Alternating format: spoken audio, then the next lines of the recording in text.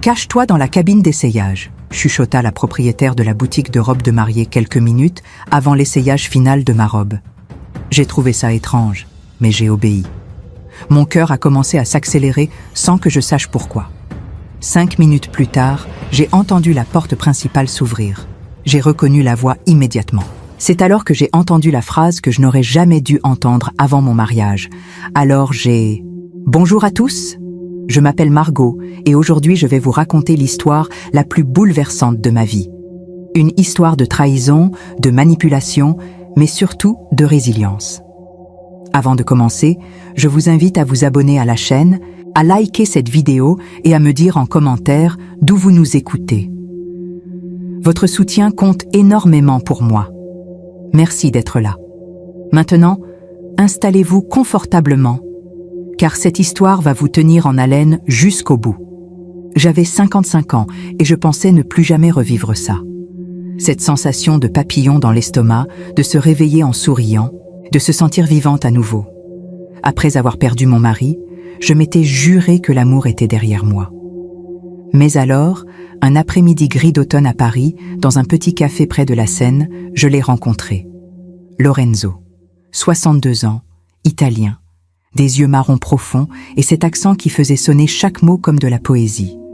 Nous avons parlé pendant des heures ce jour-là. Il m'a fait rire d'une façon dont je ne riais plus depuis des années. 2 ans plus tard, nous voilà, fiancés, planifiant un mariage en plein cœur de Paris.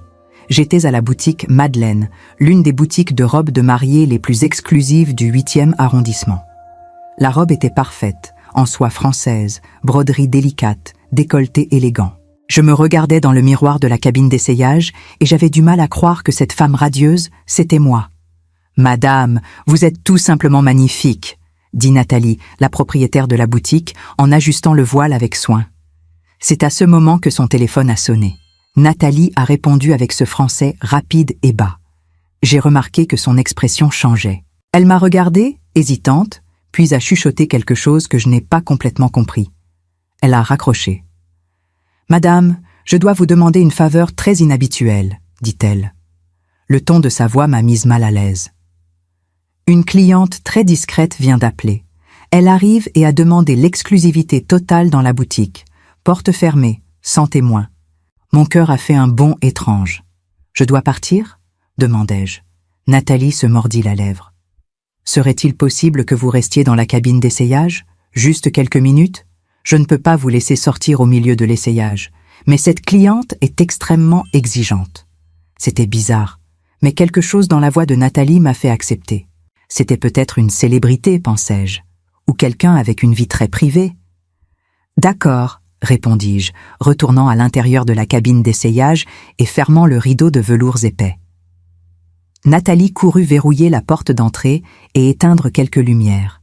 Je restai là, debout, toujours dans ma robe de mariée, respirant lentement, essayant de comprendre pourquoi mon cœur s'accélérait. 5 minutes plus tard, j'ai entendu la porte principale s'ouvrir. Des pas féminins, des talons hauts sur le sol en marbre, une voix féminine chuchotant en français, nerveuse, animée. « Merci, merci beaucoup, il faut que ce soit parfait, personne ne doit savoir. » Et puis, une voix masculine, grave, chaleureuse, avec cet accent italien indubitable. Mon sang s'est glacé. Lorenzo, mon fiancé, mon futur mari, l'homme avec qui j'allais me marier dans 10 jours. Qu'est-ce qu'il fait ici? J'ai essayé de bouger, mais mon corps ne répondait pas. Je restais paralysée, écoutant. « Amore, tu es magnifique », dit-il, avec cette voix douce qu'il utilisait avec moi. J'ai entendu le froissement du tissu. Elle devait essayer une robe. « Tu trouves vraiment ?» demanda la femme, avec une voix douce et jeune. « Plus belle que la mariée elle-même », répondit-il, et j'ai entendu le sourire dans sa voix. Mon monde a commencé à s'effondrer. Non, non, ça doit être sa sœur, ou une amie. Il aide quelqu'un. Mais alors il a dit, « Quand je terminerai ce mariage et que je prendrai son argent, nous partirons ensemble, en Toscane, juste nous deux, tesoro mio. » Ils ont ri, fort, en se moquant. J'ai senti mes jambes fléchir. Je me suis accrochée au mur de la cabine pour ne pas tomber. La robe de mariée que je portais pesait soudain des tonnes. 10 jours, continua-t-il. Encore 10 jours à supporter cette veuve pathétique. Elle croit tout ce que je dis. C'est tellement facile. La femme rit à nouveau. Tu es terrible, Lorenzo, mais je t'aime pour ça. Ti amo, amore. Quand nous retournerons en Italie, nous ouvrirons ce restaurant avec son argent. Elle ne s'en rendra même pas compte avant qu'il ne soit trop tard. Plus de rire, plus de secondes de torture. Finalement, ils sont partis. La porte s'est fermée. Silence absolu. Je ne pouvais pas bouger. Je ne pouvais pas respirer correctement.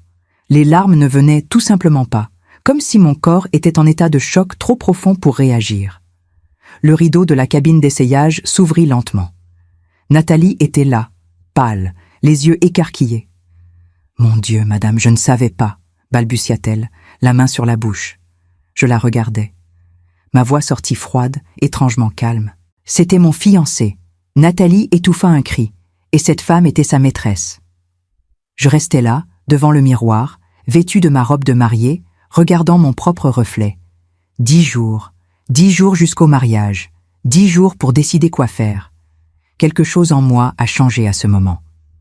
Ce n'était pas du désespoir, ce n'était pas seulement de la douleur, c'était quelque chose de plus froid, de plus calculé. Je n'allais pas crier, je n'allais pas pleurer devant lui, je n'allais pas supplier des explications. J'allais faire quelque chose de bien mieux. J'allais jouer à son jeu. Seulement mieux. Parce que pendant qu'il pensait que j'étais une veuve pathétique, j'allais prouver qu'il avait complètement sous-estimé la mauvaise femme. Je suis sortie de la boutique Madeleine avec la robe de mariée emballée sous le bras et le cœur transformé en pierre. Paris était magnifique cet après-midi-là. Le ciel orangé au-dessus des toits, les lumières commençant à s'allumer le long des boulevards, des couples marchant main dans la main. J'ai marché dans les rues étroites du Marais sans destination, essayant simplement d'organiser mes pensées. Je suis passé devant des bistrots pleins de vie, devant la Seine scintillant sous les ponts, devant les vitrines illuminées. Tout semblait normal. Mais à l'intérieur de moi, quelque chose s'était fissuré. Veuve pathétique. Les mots résonnaient dans mon esprit comme une sentence. C'est tellement facile de la tromper. Je me suis arrêtée sur une petite place près de la place des Vosges et me suis assise sur un banc en fer.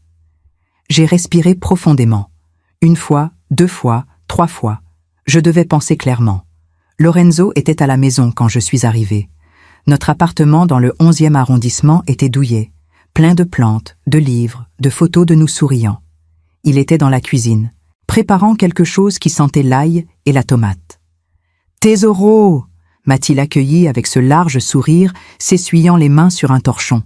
« Comment s'est passé l'essayage de la robe ? Elle est parfaite ?» J'ai forcé un sourire.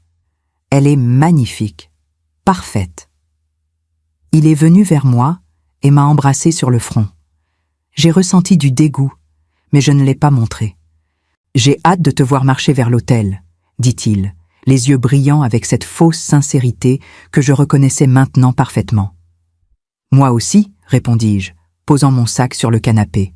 « Lorenzo, à propos de cet argent que tu m'as emprunté le mois dernier ?»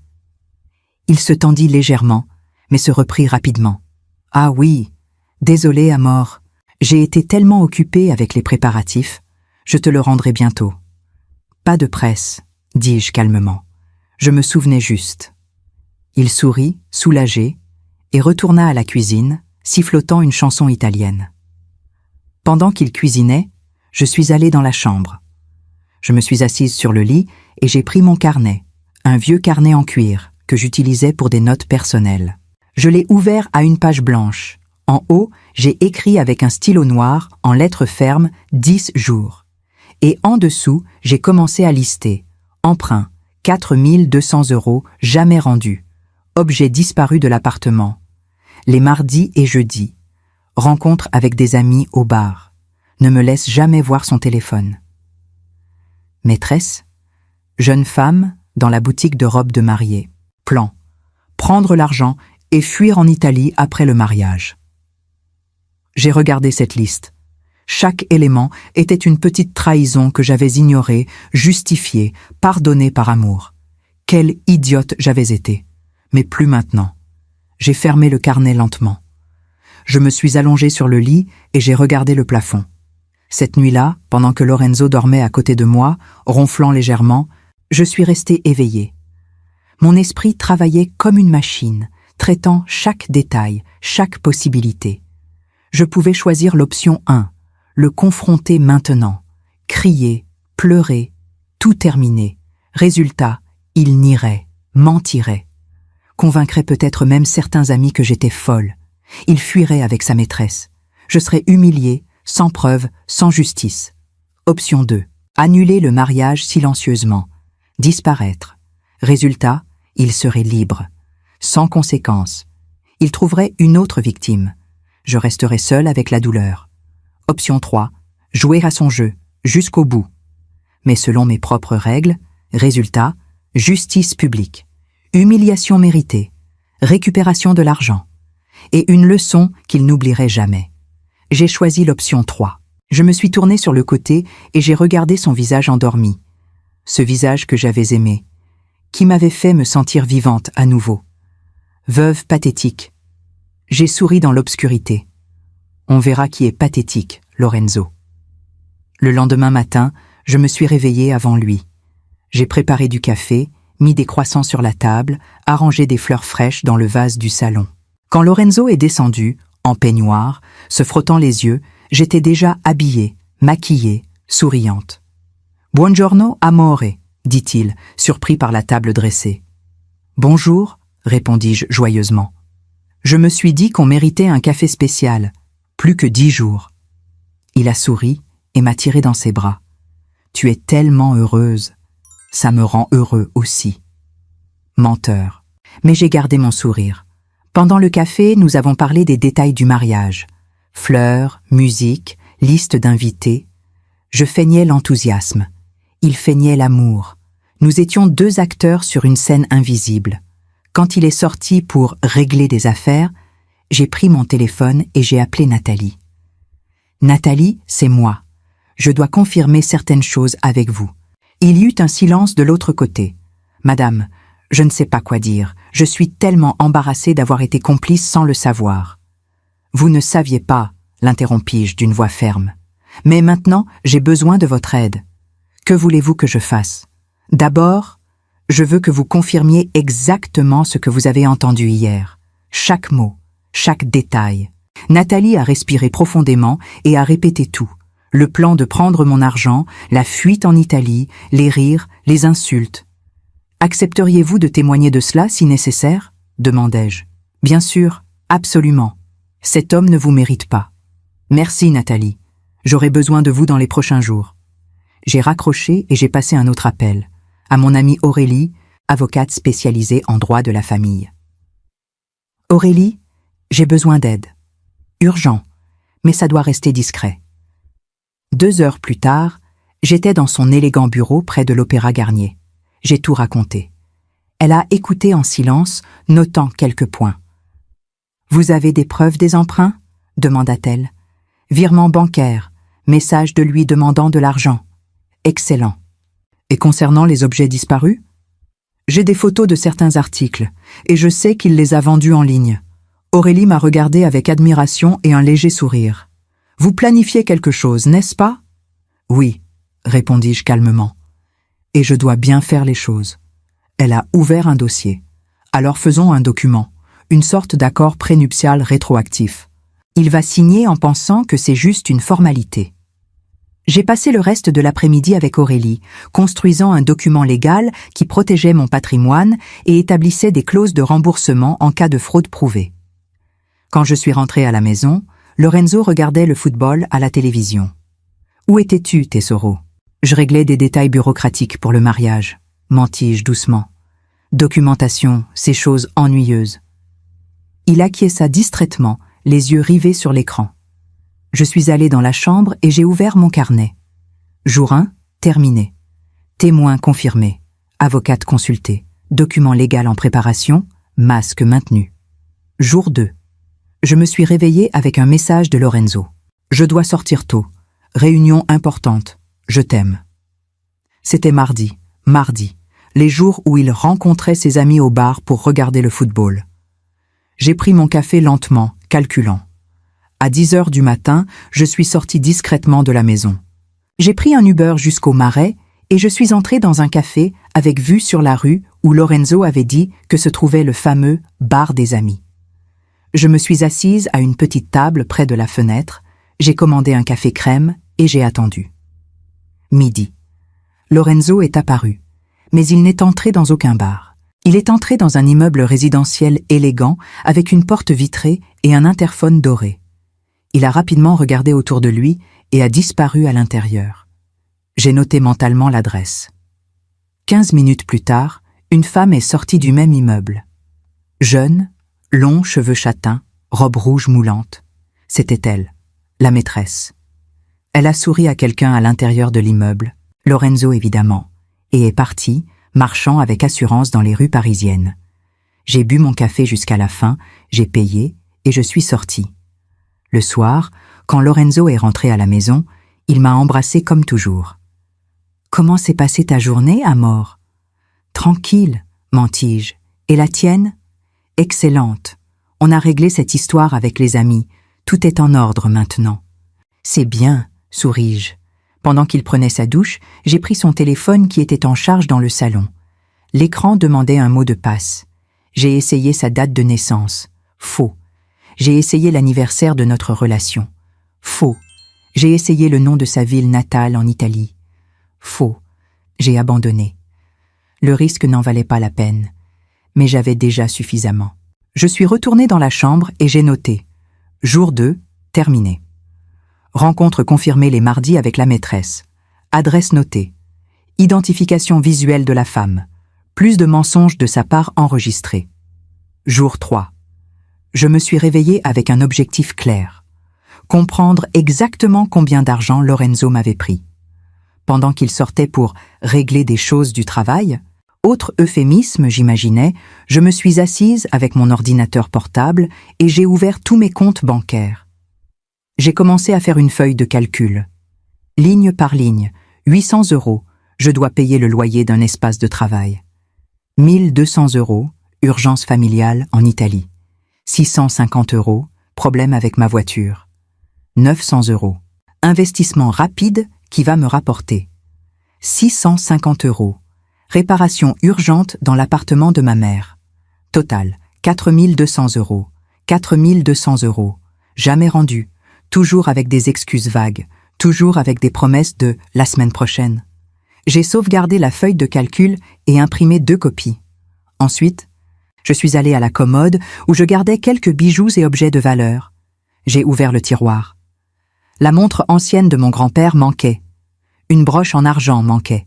Un stylo Montblanc qui avait été un cadeau de mon défunt mari manquait. J'ai pris mon téléphone et ouvert des sites de vente d'occasion en ligne. J'ai cherché « montre ancienne Paris » et « Montblanc d'occasion ». 15 minutes de recherche. C'était là. Ma montre. Vendue par un profil nommé Lorenzoer_Paris.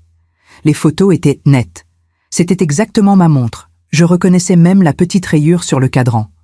J'ai sauvegardé les captures d'écran. Le stylo était là aussi. Vendu par le même profil. 150 €.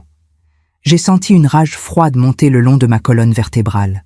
Mais j'ai respiré profondément. Calme. Continue. Dans l'après-midi, j'ai appelé mon amie Monique, qui travaillait dans l'investigation numérique. « Monique, j'ai besoin que tu recherches quelqu'un pour moi, discrètement. » J'ai donné toutes les informations que j'avais sur Lorenzo. Nom complet, âge, ville natale, Florence, profession déclarée consultant en affaires, trop vague. « Combien de temps as-tu besoin ?» demanda-t-elle. « 3 jours, maximum. »« Je vais voir ce que je peux trouver. » Quand Lorenzo est rentré le soir, il était fatigué et nerveux. « Tout va bien, Amor ?» demandai-je avec une fausse inquiétude. « Ah, juste des choses du travail, rien de grave. Tu veux en parler ?»« Non, » répondit-il sèchement. Puis il adoucit. « Désolé, je suis juste stressé par le mariage. Je veux que tout soit parfait pour toi. » Il m'a enlacé. J'ai rendu l'étreinte, mais mes yeux étaient vides. Jour 3, terminé. Valeur totale volée. 4200 €. Objet vendu identifié. Capture d'écran sauvegardée. Investigation externe engagée. Attendez. Avant de continuer, si vous aimez cette histoire, N'oubliez pas de vous abonner à la chaîne et de laisser un like. Ça m'aide énormément à créer plus de contenu pour vous. Merci. Maintenant, revenons à l'histoire. Jour 4. Je me suis réveillée avec un message d'Aurélie. Document prêt. Il faut 2 signatures avec témoin. Quand veux-tu qu'il signe? J'ai répondu. Jour 7. Je vais préparer le terrain. Ce matin-là, j'ai fait semblant d'être particulièrement enthousiaste. J'ai mis de la musique entraînante. J'ai dansé dans la cuisine pendant que je préparais le petit déjeuner. Tu es radieuse aujourd'hui, commenta Lorenzo en souriant. C'est parce qu'il ne reste que 7 jours, répondis-je, animé. J'ai tellement hâte. Il m'a attiré près de lui. Moi aussi, Tesoro. Ce sera le jour le plus heureux de nos vies. Le jour le plus heureux de nos vies, ou juste de la tienne quand tu prendras mon argent. Pendant la journée, j'ai commencé à préparer la phase suivante. Tester sa réaction. Dans l'après-midi, pendant que nous étions sur le canapé, j'ai commenté avec désinvolture « Lorenzo, tu ne me laisses jamais voir ton téléphone. Pourquoi ?» Il s'est tendu. Juste une seconde. Mais je l'ai remarqué. Quoi? Bien sûr que si. Alors je peux voir? Il a ri de façon forcée. Amor, tu deviens paranoïaque? Bien sûr que tu peux. Mais là, il est déchargé. Il a pointé le téléphone sur la table, effectivement avec l'écran éteint. Alors tu me le montreras plus tard, insistai-je, testant. Bien sûr, répondit-il, mais il détourna le regard. Le soir, j'ai volontairement laissé mon téléphone déverrouillé dans le salon et je suis allée à la salle de bain. Quand je suis revenue, il était assis sur le canapé, manipulant son propre téléphone, mais il avait changé de position. A-t-il vérifié mon téléphone ou a-t-il eu peur que je vérifie le sien? Peu importait. Sa réaction confirmait. Il avait beaucoup à cacher. Jour 4, terminé. Document prêt pour signature. Test de confiance réalisé. Échec complet. Comportement défensif enregistré. Jour 5. Mon téléphone a sonné à 9 heures du matin. C'était Monique. J'ai trouvé quelque chose. Je l'ai rencontrée dans un café discret près de Montmartre. Elle a ouvert son ordinateur portable et a tourné l'écran vers moi. Lorenzo Russo, 62 ans, né à Florence. Mais elle a fait une pause dramatique. Mais il n'est pas consultant en affaires, du moins pas depuis les 5 dernières années. Il n'y a aucun registre d'entreprise, aucun registre fiscal cohérent. Mon estomac s'est serré. Continue. J'ai trouvé 3 femmes sur les réseaux sociaux, françaises, toutes entre 50 et 60 ans. Toutes ont posté des photos avec lui au cours des 6 dernières années. 2 ont tout supprimé après. La 3e a encore des anciennes publications. Elle m'a montré les photos. Lorenzo souriant aux côtés d'une femme blonde à Nice. Lorenzo enlacé à une brune à Lyon. Lorenzo main dans la main avec une rousse à Bordeaux. Elles avaient toutes l'air amoureuses. C'étaient toutes des femmes mûres, bien habillées, avec une apparence de stabilité financière. C'est un schéma, dis-je, la voix tremblante. Exactement. Et il y a plus. J'ai trouvé un forum en ligne assez obscur où l'une de ces femmes a commenté sur un escroc italien charmant qui l'a trompée. Elle n'a pas cité de nom, mais la description correspond parfaitement. J'ai ressenti de la nausée. Combien de victimes avant moi? Impossible de savoir exactement, mais d'après ce que j'ai trouvé, au moins 3. Monique a fermé l'ordinateur. Il est professionnel, c'est ce qu'il fait. Je suis restée silencieuse, en train de traiter l'information. Quand je suis rentrée à la maison, Lorenzo regardait la télévision. « Salut, Tesoro, où étais-tu » ? « J'ai rencontré une amie, » répondis-je calmement. Je me suis assise à côté de lui sur le canapé. J'ai pris sa main. « Lorenzo, tu m'aimes vraiment ?» Il m'a regardé, surpris par la question directe. « Bien sûr que je t'aime. Pourquoi tu demandes ça ?» Je voulais juste l'entendre. Il m'a embrassé sur le front. Je t'aime plus que tout. Tu m'as sauvé de la solitude. Tu m'as fait croire à nouveau en l'amour. Les mots étaient parfaits, pratiqués, mémorisés. J'ai souri. Je t'aime aussi. Mensonge. Jour 5, terminé. Passé criminel confirmé. Schéma d'escroqueries identifié. Au moins 3 victimes précédentes. C'est un escroc professionnel. Jour 6. Aujourd'hui, c'était le jour de commencer à monter la scène finale. J'ai appelé le gérant de l'espace où aurait lieu notre cérémonie. Un magnifique château dans les environs de Paris, avec des jardins fleuris et un salon avec des lustres en cristal. Monsieur Dubois, je dois faire quelques modifications à la liste d'invités. Bien sûr, madame. De quoi avez-vous besoin? J'ai respiré profondément. Je dois ajouter 3 personnes. Je vais envoyer les noms par courriel. Sans problème. J'ai raccroché et ouvert mon ordinateur portable. Invitation 1. Nathalie Marchand, propriétaire de la boutique de robes de mariée. Témoin essentiel. Invitation 2. Aurélie Fontaine, mon avocate. Soutien légal sur place. Invitation 3. Une invitation anonyme, sans nom, seulement avec l'adresse du château et la date. Elle serait livrée personnellement à l'adresse où Lorenzo rencontrait sa maîtresse. Elle devait être là. Elle devait tout voir. Dans l'après-midi, j'ai pris un Uber jusqu'au Marais à nouveau. Je me suis arrêté devant l'immeuble où la maîtresse habitait. J'ai respiré profondément. Je suis entré dans le hall. Il y avait environ 20 boîtes aux lettres. Aucune avec son nom. Je ne connaissais même pas son nom. J'ai réfléchi rapidement. Je suis retourné dans la rue et j'ai attendu. 15 minutes plus tard, une dame âgée est entrée dans l'immeuble. Je l'ai suivie, souriant poliment. « Bonjour !» ai-je salué. Elle a fait un signe de la main et est montée dans l'ascenseur. Je suis resté dans le hall. J'ai regardé les interphones. L'un d'eux avait une étiquette récente, avec une écriture féminine. « C'est Laurent, 4e étage. » C'est Laurent. Je n'étais pas sûre que ce soit elle, mais c'était ma meilleure hypothèse. J'ai mis l'enveloppe avec l'invitation anonyme dans la boîte aux lettres correspondante.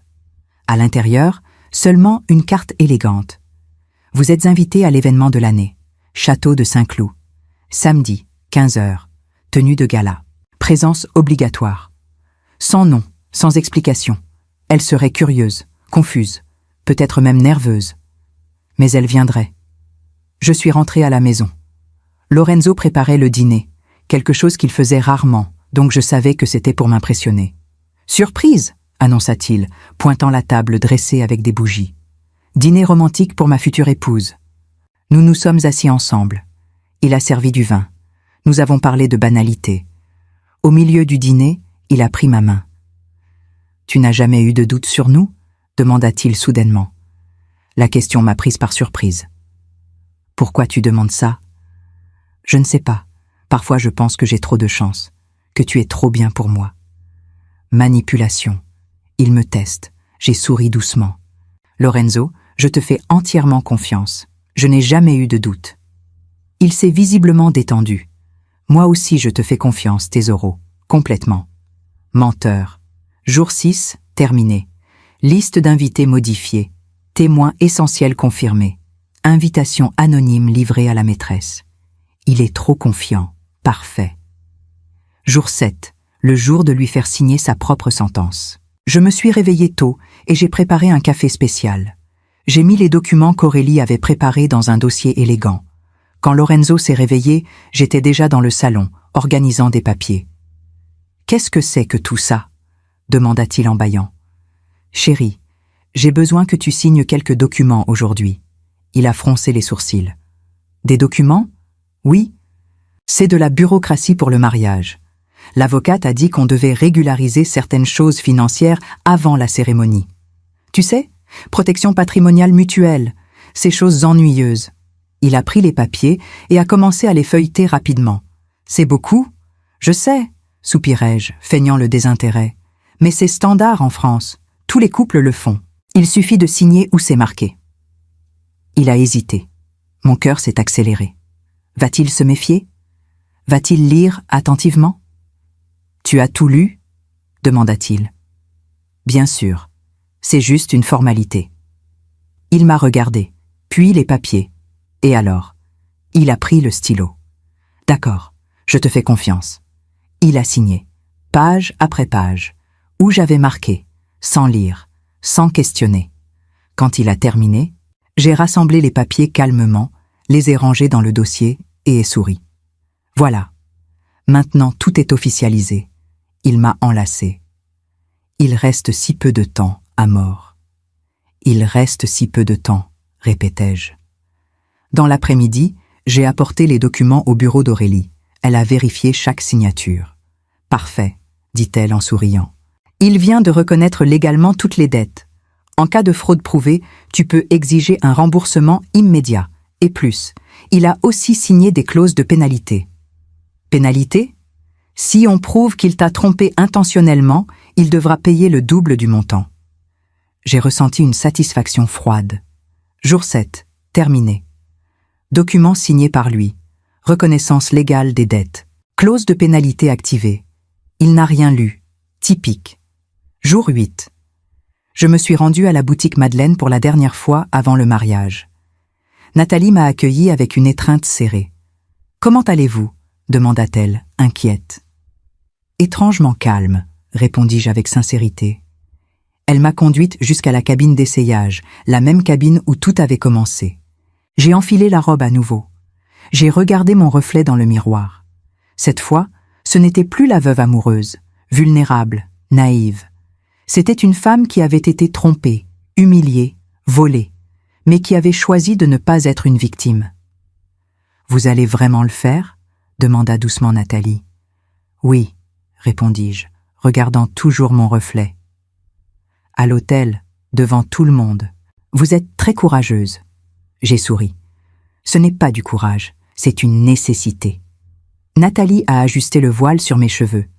Il va regretter de vous avoir sous-estimé. Je l'espère. Quand je suis sortie de la boutique, j'ai pris un taxi et j'ai demandé au chauffeur de m'emmener près de la Seine. Je suis descendue près du pont des Arts. J'ai marché sur le pont, observant les cadenas d'amour accrochés aux grilles, des touristes prenant des photos, des couples s'embrassant. J'ai pensé à comment j'avais été l'une de ces personnes. Amoureuse, illusionnée, croyant aux fins heureuses. J'ai pris mon téléphone et j'ai appelé ma sœur, qui habitait à Nice. « Sophie, c'est moi. »« Salut, comment vont les préparatifs ?» J'ai respiré profondément. « Sophie, je dois te raconter quelque chose. » Je lui ai tout raconté, la boutique, la maîtresse, le plan, les jours de préparation. Silence de l'autre côté de la ligne. « Mon Dieu, » dit-elle finalement, « tu vas vraiment faire ça ?»« Oui. »« Et si tu te trompais? Et s'il y avait une explication ?»« Il n'y a pas d'explication, » répondis-je fermement, « et j'ai des preuves de tout. Alors je serai là. Demain, je prends le premier train. Merci, Sophie. » Il ne sait pas à qui il s'est attaqué. J'ai raccroché. Je suis resté là, regardant la rivière, sentant le vent froid de décembre sur mon visage. J'ai pensé à mon défunt mari. Aurait-il été fier de ma force? Ou déçu que je me sois laissé tromper? Peu importe. Ce qui importe, c'est que je ne vais pas laisser passer ça. Jour 8, terminé. Essayage final de la robe. Résolution émotionnelle renforcée. Sœur mobilisée comme soutien. Préparation psychologique terminée. Jour 9. Je me suis réveillée avec un message de Monique. J'ai obtenu plus d'informations. Appelle quand tu peux. J'ai appelé immédiatement. Qu'as-tu découvert? La femme de Lyon qui a posté sur l'escroc italien, j'ai réussi à la contacter. J'ai parlé avec elle hier. Mon cœur s'est accéléré. Et elle confirme. Lorenzo est resté avec elle pendant presque 2 ans. Il a demandé de l'argent emprunté plusieurs fois. Il a pris des bijoux. Il a disparu après un investissement urgent qui n'a jamais existé. Elle a perdu plus de 10 000 €. J'ai fermé les yeux. Elle a porté plainte? Elle a essayé, mais il est prudent. Il a toujours des excuses, des faux documents, des témoins arrangés. La police n'a pas pu prouver. Je comprends. Elle m'a demandé de te transmettre un message. Détruis-le, pour nous toutes. J'ai senti un nœud dans la gorge. Tu peux lui dire que je vais faire exactement ça. Dans l'après-midi, Lorenzo est rentré à la maison plus animé que jamais. Tesoro, demain c'est le grand jour. Hâte. Il m'a fait tourner dans le salon, riant, fredonnant une chanson italienne. J'ai tellement hâte que tu sois ma femme. J'ai forcé un sourire. Moi aussi. Il m'a tiré vers le canapé. Faisons un toast, pour nous, pour notre avenir. Il a pris une bouteille de champagne français, très chère, que j'avais achetée pour la cérémonie, et l'a ouverte là, dans le salon. Il a servi 2 coupes. « À notre amour », dit-il en levant sa coupe. « À notre amour », répétai-je. Nous avons trinqué. Il a bu avec enthousiasme. J'ai fait semblant de boire, mais j'ai à peine mouillé mes lèvres. Demain, Lorenzo. Demain, tu vas comprendre le vrai sens de la justice. Jour 9, terminé. Plus de victimes confirmées, 10 000 € volés à l'une d'elles. Schéma criminel renforcé. Il est euphorique, ne se doute de rien. Dernière nuit, avant la vérité. Jour 10. Le mariage. Je me suis réveillée à 6 heures du matin. Mon corps était tendu, mais mon esprit était cristallin. Aujourd'hui. Lorenzo dormait encore. Je l'ai regardé pour la dernière fois dans ce lit. L'homme que j'avais aimé. L'homme qui m'avait complètement trompé. Je me suis levée en silence, j'ai pris ma valise, que j'avais préparée secrètement la nuit précédente, et je suis sortie de la chambre. Sophie m'attendait déjà dans le hall de l'immeuble. Elle était arrivée en train pendant la nuit. « Prête ?» demanda-t-elle. « Prête. » Nous sommes allés directement au château. Il était 7 heures du matin. Le lieu était vide, en cours de préparation par les décorateurs. Je suis montée dans la chambre de la mariée, une suite magnifique avec vue sur les jardins. Sophie m'a aidée à enfiler la robe. « Tu es magnifique, » dit-elle, les larmes aux yeux. « Merci d'être là. » Toujours. À 14 heures, les invités ont commencé à arriver. Environ 80 personnes. Amis, famille, collègues de travail. J'observais par la fenêtre. J'ai vu Aurélie arriver, élégante, avec un dossier discret. J'ai vu Nathalie arriver, nerveuse, regardant autour d'elle. J'ai vu Lorenzo arriver, en smoking impeccable, sourire radieux, saluant tout le monde comme le fiancé parfait. Et alors, je l'ai vue, la maîtresse, robe vert émeraude, cheveux attachés, entrant dans le château avec une expression confuse, regardant l'invitation dans sa main. Elle est venue. À 15 heures, la cérémonie a commencé. Je suis descendue les escaliers du château. La musique a démarré. Tout le monde s'est levé. Lorenzo était à l'autel, aux côtés du célébrant. Quand il m'a vue, son visage s'est illuminé. J'ai marché dans l'allée, tenant le bouquet, souriant légèrement. Je suis arrivée jusqu'à lui. « Tu es parfaite », chuchota-t-il. Je n'ai pas répondu. Le célébrant a commencé la cérémonie. Des mots sur l'amour, l'engagement, l'honnêteté. L'honnêteté. Quelle blague.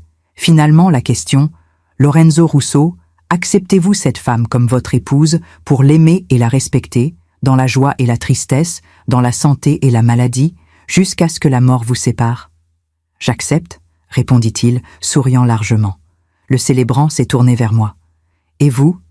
Acceptez-vous cet homme comme votre époux, pour l'aimer et le respecter, dans la joie et la tristesse, dans la santé et la maladie, jusqu'à ce que la mort vous sépare? Silence. J'ai regardé Lorenzo, puis les invités. J'ai respiré profondément. « J'accepte, » répondis-je calmement. « Mais avant, je dois montrer quelque chose. » Des murmures ont commencé. Lorenzo a froncé les sourcils. « Quoi ?» J'ai fait un signe discret à Sophie. Elle a appuyé sur un bouton de l'ordinateur portable qui était caché à côté de l'autel. Un écran géant est descendu derrière nous. Les lumières ont légèrement diminué. La vidéo a commencé. La première image sur l'écran, la boutique Madeleine. La voix de Nathalie, enregistrée en témoignage, le 5 décembre. Une cliente a demandé l'exclusivité dans la boutique. La mariée essayait sa robe et je lui ai demandé de se cacher dans la cabine d'essayage. Alors, il est entré. Lorenzo Russo, avec une autre femme. Des images de la façade de la boutique, date et heure dans le coin de l'écran. Lorenzo est devenu pâle. « Qu'est-ce que c'est ?» balbutia-t-il. La voix de Nathalie a continué. « Je l'ai entendu dire. Quand je terminerai ce mariage et que je prendrai son argent, nous partirons ensemble, en Toscane. » Et ils ont ri. Ils se sont moqués d'elle. Des exclamations de choc parmi les invités. J'ai cherché la maîtresse dans l'assistance. Elle était figée, pâle, debout près de la porte. La deuxième partie de la vidéo a commencé. Ma feuille de calcul financière agrandie sur l'écran. 4 200 € empruntés, jamais rendus. Chaque ligne de la feuille de calcul apparaissant lentement. Chaque date, chaque excuse de sa part, chaque mensonge. Ensuite, capture d'écran du profil, Lorenzo R _Paris, vendant mes objets volés, photo de ma montre, de mon stylo, de la broche. La troisième partie, photo de lui avec d'autres femmes, Nice, Lyon, Bordeaux. Toujours le même schéma, toujours des femmes d'âge mûr, toujours souriant, amoureux, et enfin, le témoignage enregistré de la femme de Lyon. Elle est apparue dans la vidéo, visage pixelisé pour protection. Il m'a volé 10 000 euros. Il m'a fait croire qu'il m'aimait. Il a disparu. Je ne suis qu'une de plus. La vidéo s'est terminée. Silence absolu dans le salon. Lorenzo était blanc, tremblant, regardant autour de lui comme un animal piégé. Je me suis tournée vers lui. « J'ai tout entendu, Lorenzo », dis-je calmement, ma voix résonnant dans le salon silencieux. Dans la boutique, dans la cabine d'essayage. Je t'ai entendu te moquer de moi, m'appeler veuve pathétique, planifier de voler mon argent. Il a essayé de parler. Je peux expliquer, ce n'est pas. Non, l'interrompis-je fermement. Tu ne peux pas expliquer, parce que tout ce que tu dirais serait un mensonge de plus. J'ai pris le dossier qu'Aurélie tenait et je l'ai montré à tout le monde. Voici des documents qu'il a signés il y a 3 jours, reconnaissant toutes les dettes, reconnaissant la fraude, signés de sa propre main. J'ai tendu les papiers au célébrant, qui les a regardés, stupéfait. Je me suis tournée vers les invités. Pendant 10 jours, après avoir découvert la vérité, je n'ai pas crié, je n'ai pas pleuré, je ne l'ai pas confronté, j'ai enquêté, j'ai rassemblé des preuves, j'ai protégé mon patrimoine, et j'ai préparé ce moment. J'ai regardé directement la maîtresse qui essayait de sortir discrètement. « Et vous » appelai-je fort. « Oui, vous en robe verte, la femme qui a ri de moi avec lui. Restez, vous devez aussi entendre ça. » Elle s'est figée. « Vous pensez qu'il va s'enfuir avec vous en Italie? Que vous allez ouvrir un restaurant avec mon argent ?» J'ai presque ri. « Vous ne le ferez pas, parce que c'est ce qu'il fait. C'est ce qu'il a fait avec au moins 3 femmes avant moi. Et il vous l'aurait fait aussi. Éventuellement. » La maîtresse a commencé à pleurer. Je me suis retournée vers Lorenzo. « Tu as dit que j'étais pathétique, que c'était facile de me tromper. Et peut-être que pendant un temps, ça l'était. Mais pas ces 10 derniers jours. Ces 10 derniers jours, j'ai été la pièce la plus intelligente de cet échiquier. J'ai pris mon bouquet et je l'ai laissé tomber par terre. Il n'y aura pas de mariage aujourd'hui. Il y aura des conséquences. » Aurélie s'est avancée. « Ces documents ont été enregistrés légalement. Vous, Lorenzo Russo, êtes officiellement sommé de rembourser tous les montants fraudés, avec pénalité. Nous avons des témoins, des preuves matérielles et numériques. Si vous ne vous conformez pas volontairement, ce sera un procès judiciaire. » Lorenzo a finalement explosé. « Tu as tout manigancé, tu m'as trompé !» J'ai souri. Pour la première fois en 10 jours, j'ai vraiment souri. « Je t'ai trompé ?» répétai-je, incrédule. « C'est riche, venant de toi. » Il a essayé de s'approcher, mais 2 agents de sécurité du château, qu'Aurélie avait prévenus, l'ont retenu. « Vous ne pouvez pas faire ça !» cria-t-il. « Nous pouvons !» répondit calmement Aurélie. « Et nous le faisons. » Je me suis tournée vers les invités, qui étaient dans un silence absolu, traitant tout. Je m'excuse de transformer ce qui aurait dû être une célébration en ça, mais j'avais besoin que tout le monde voie. J'avais besoin de témoins. J'avais besoin qu'ils comprennent qu'il ne peut pas continuer à faire ça impunément. J'ai pris ma valise que Sophie a apportée. Le buffet est payé, la musique est engagée. Profitez de la fête, dis-je avec un sourire triste. Je rentre chez moi. J'ai marché dans l'allée. Les invités se sont écartés, créant un couloir. Certains étaient choqués, d'autres applaudissaient doucement. Quand je suis arrivée à la porte, je me suis retournée une dernière fois. Lorenzo était escorté dehors par les agents de sécurité. La maîtresse avait disparu. Sophie est venue à mes côtés et a pris ma main. « Prête ?» demanda-t-elle. « Prête ?» Nous sommes sortis du château. Le soleil de décembre était froid mais lumineux. J'ai respiré l'air frais, sentant le poids de 10 jours se lever de mes épaules. Sophie m'a regardé. « Tu l'as fait, tu as vraiment réussi. »« Oui, » répondis-je simplement. « Je l'ai fait. » Nous sommes montés dans la voiture. Pendant que nous roulions vers Paris, j'ai regardé par la fenêtre. Les arbres défilaient, les maisons. Les gens vivant leur vie normale, sans savoir ce qui venait de se passer dans ce château. J'ai pensé à tout le chemin parcouru, de la femme brisée dans cette cabine d'essayage à la femme qui venait de reprendre son pouvoir devant 80 témoins. « Tu vas bien ?» demanda Sophie. Étrangement, « Oui », répondis-je. « Je vais bien. » Et c'était vrai. Pour la première fois en 10 jours, je me sentais vraiment bien. Les jours suivants ont été un tourbillon. L'histoire s'est répandue comme une traînée de poudre. Certains invités avaient filmé des parties de la cérémonie, et bien que je n'ai jamais voulu de célébrité, les vidéos ont circulé sur les réseaux sociaux. Des commentaires affluaient. La plupart me soutenaient. Certains disaient que j'avais été trop dur. D'autres disaient que j'aurais dû appeler la police immédiatement. Mais je savais que j'avais fait ce qui était juste pour moi. 3 jours après le mariage qui n'a jamais eu lieu, j'ai reçu un appel d'Aurélie. « Margot, Lorenzo a contacté un avocat. Il nie tout. » « Bien sûr qu'il nie, » répondis-je calmement. « Mais nous avons les preuves. » « Exactement. Son avocat a vu les documents signés, les témoignages, les captures d'écran. Il sait qu'il n'a aucune chance devant un tribunal. Alors qu'est-ce qu'il propose ? Un règlement à l'amiable. Remboursement intégral de 4 200 €, plus 2 000 € de dommages et intérêts. En échange, tu ne portes pas plainte au pénal. J'ai réfléchi un moment. 6 200 €. Ce n'était pas une fortune. Mais c'était la reconnaissance de sa culpabilité. « Et il quitte la France ?» demandai-je. « Ça peut être ajouté à l'accord, » dit Aurélie. « Je veux qu'il parte. Je ne veux plus jamais le voir.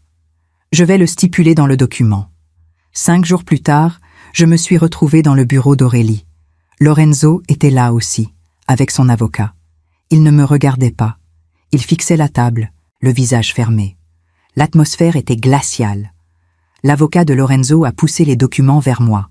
« Tout est là, 6 200 €, virés sur votre compte aujourd'hui même.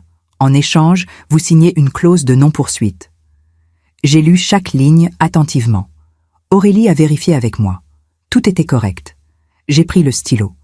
Avant de signer, j'ai levé les yeux vers Lorenzo. « Regarde-moi, » dis-je. Il a hésité, puis a finalement levé les yeux. Ils étaient vides. « Je veux que tu saches quelque chose, » continuai-je. « Tu pensais que j'étais faible, pathétique, facile à tromper, mais tu t'es trompé. » Il n'a rien dit. « J'espère que tu te souviendras de cette leçon, que tu arrêteras de faire ça à d'autres femmes, mais je sais probablement que tu ne changeras pas. » J'ai signé le document. Maintenant, sors de ma vie. Lorenzo a signé aussi, sans un mot. Quand c'était terminé, il s'est levé et est sorti du bureau sans me regarder. Son avocat a rassemblé les papiers et est parti aussi. Je suis restée assise, regardant la porte fermée. Aurélie a posé sa main sur la mienne. « C'est fini. C'est fini, » répétai-je. Le soir même, j'ai reçu la notification bancaire. 6 200 €. Transférés. J'ai regardé mon téléphone, le chiffre sur l'écran. Ce n'était pas l'argent qui comptait. C'était la victoire. La semaine suivante, Monique m'a appelé. « J'ai des nouvelles. Lorenzo a quitté la France. Il est retourné en Italie. Bien, mais il y a plus. La femme de Lyon, celle qui avait perdu 10 000 €. Elle a porté plainte officiellement. Avec ton histoire comme exemple, elle a trouvé le courage.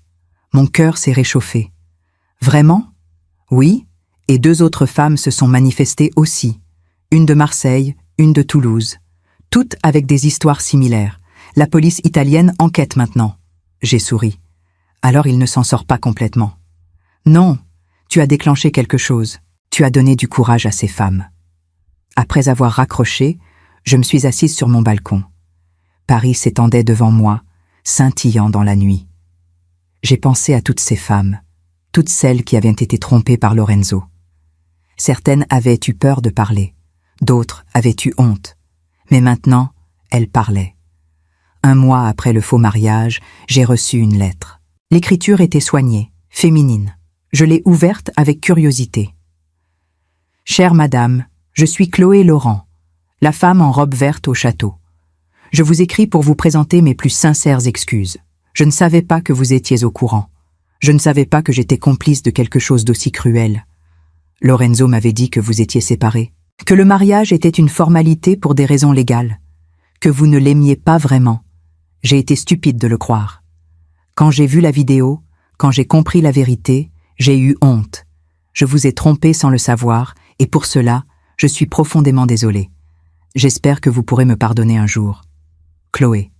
J'ai relu la lettre 3 fois. Une partie de moi voulait la déchirer. Une autre partie comprenait. Elle aussi avait été manipulée.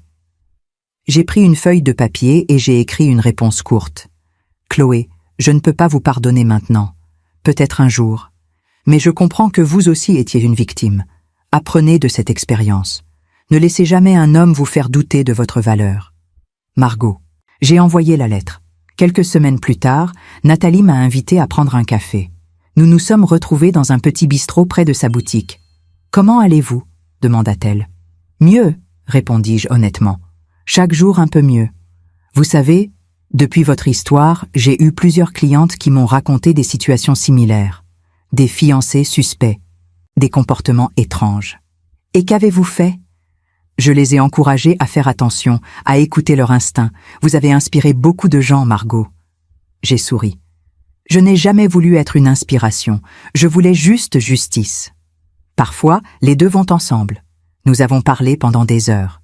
De la vie, de l'amour, de la confiance. Nathalie est devenue une vraie amie.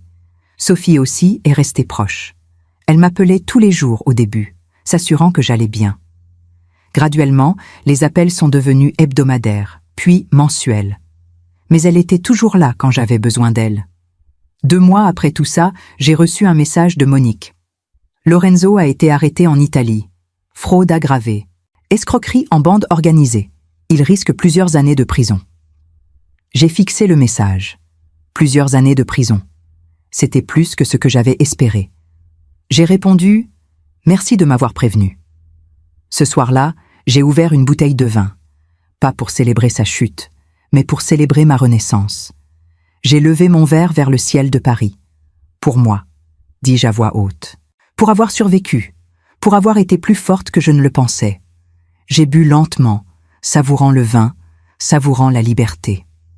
3 mois après le jour qui aurait dû être mon mariage, je suis assise dans un café à Montmartre. Mars a apporté les premières fleurs du printemps à Paris. Les cerisiers commencent à bourgeonner, les terrasses se remplissent, les gens sourient davantage. Je sirote mon café crème, regardant les passants, et je me rends compte que quelque chose a changé en moi. Ce n'est pas seulement la trahison de Lorenzo qui m'a transformée. C'est la façon dont j'ai choisi de répondre. Pendant des années après la mort de mon mari, je me suis sentie invisible, une veuve dans une ville pleine d'amoureux. Puis Lorenzo est arrivé, et j'ai cru qu'il m'avait redonné vie. Mais maintenant je comprends. Ce n'était pas lui qui m'avait redonné vie. C'était moi. J'étais déjà vivante. J'avais juste oublié. Mon téléphone vibre. Un message d'Aurélie.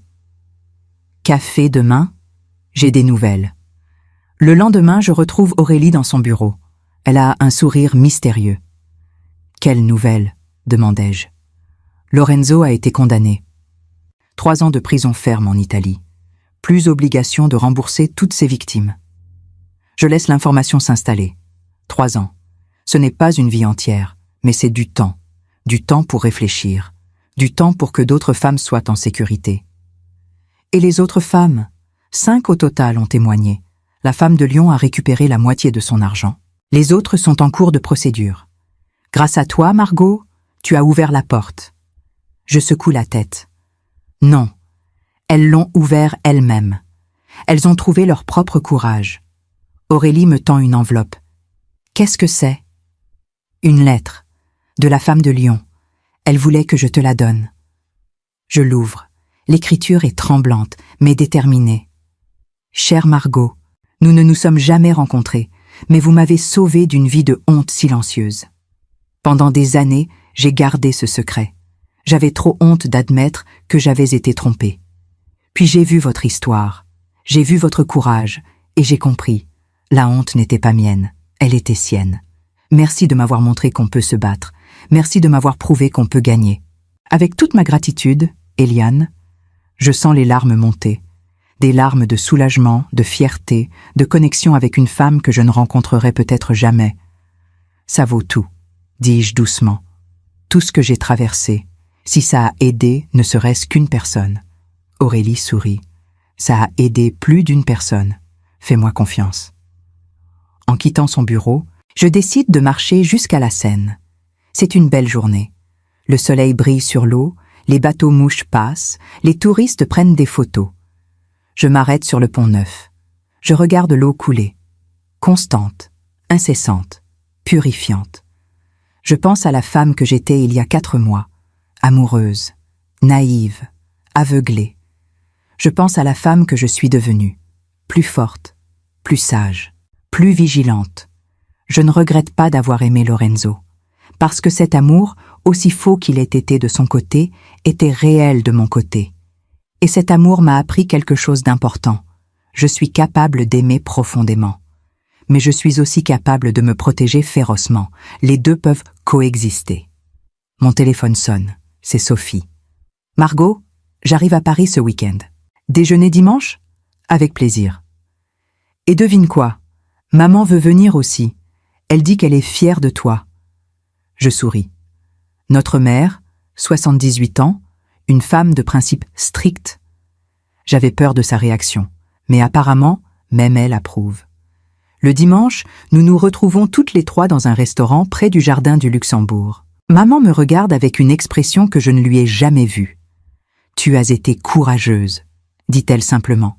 « Merci, maman. » Ton père aurait été fier. Mon père est décédé il y a 10 ans. Entendre ces mots me touche profondément. Tu crois ? J'en suis sûre. Il détestait l'injustice. Et tu as combattu l'injustice avec intelligence et dignité. Sophie lève son verre. À Margot, la femme la plus badass que je connaisse. Nous trinquons.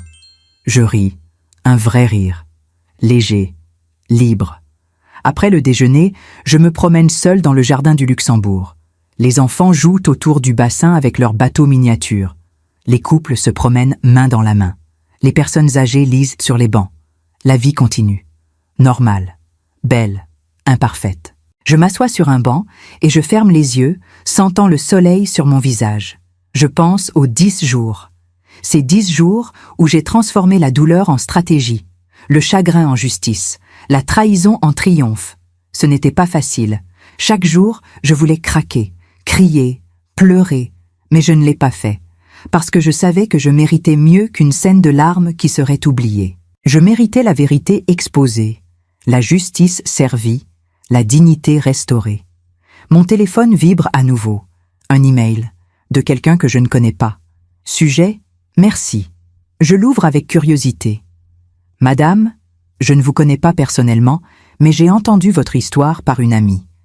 Je suis dans une situation similaire. Mon fiancé me ment, me vole, me manipule. Pendant des mois, j'ai eu trop peur de partir. Trop honte d'admettre que j'avais été trompée. Mais votre histoire m'a donné du courage. Demain, je le confronte. Je pars. Je récupère ma vie. Merci de m'avoir montré que c'est possible. Avec reconnaissance, une femme qui trouve sa force. Je relis l'email 3 fois, puis je réponds « Vous n'avez pas besoin de me remercier. La force était déjà en vous. Vous l'avez juste redécouverte. Soyez prudente. Soyez intelligente. Documentez tout. Et souvenez-vous, vous méritez un amour honnête. Ne vous contentez jamais de moins. Courage, Margot. » J'envoie l'email et je me lève. Je commence à marcher vers la sortie du jardin. En chemin, je passe devant le Sénat. Les drapeaux français flottent au vent. Je pense à la démocratie, à la justice, à l'égalité. Des principes pour lesquels des gens se sont battus. Et je réalise, à mon échelle, j'ai aussi combattu pour la justice. Pas dans un tribunal officiel, mais dans le tribunal de l'opinion publique. Devant des témoins, avec des preuves, avec dignité. En rentrant chez moi, je passe devant la cafétéria où j'avais rencontré Lorenzo. Je m'arrête. Je regarde à travers la vitrine. Des gens rient, parlent, boivent du café. La vie continue. Je pourrais être amère. Je pourrais éviter cet endroit pour toujours. Mais à la place, j'entre. Je commande un café crème et je m'assois à une table près de la fenêtre. La même table où tout avait commencé. Je bois mon café lentement. Je regarde les gens passer. Et je me rends compte, je ne suis pas définie par ce qui m'est arrivé. Je suis définie par comment j'y ai répondu. Lorenzo m'a trompée, mais je l'ai surpassé. Il m'a volé, mais j'ai récupéré plus que de l'argent. J'ai récupéré mon pouvoir. Il m'a humiliée en privé, mais je l'ai exposé en public. Le score final ? Margot, 1. Lorenzo, 0. Je finis mon café. Je laisse un pourboire généreux. Je sors dans la rue parisienne. maintenant baigné de la lumière dorée de fin d'après-midi. Je respire profondément. L'air sent le printemps. Les nouvelles feuilles, les nouvelles fleurs, les nouveaux débuts. J'ai 55 ans. Je suis veuve. Je suis seule. Mais je ne suis pas pathétique. Je suis survivante. Je suis guerrière. Je suis libre. Et peut-être, un jour, je croirai à nouveau en l'amour. Mais cette fois, ce sera différent. Cette fois, je ferai confiance, mais je vérifierai. J'aimerai, mais je protégerai. J'ouvrirai mon cœur, mais je garderai mes yeux ouverts. Parce que l'amour peut nous aveugler. Mais la vérité trouve toujours un chemin vers la lumière. Et moi, j'ai été cette lumière.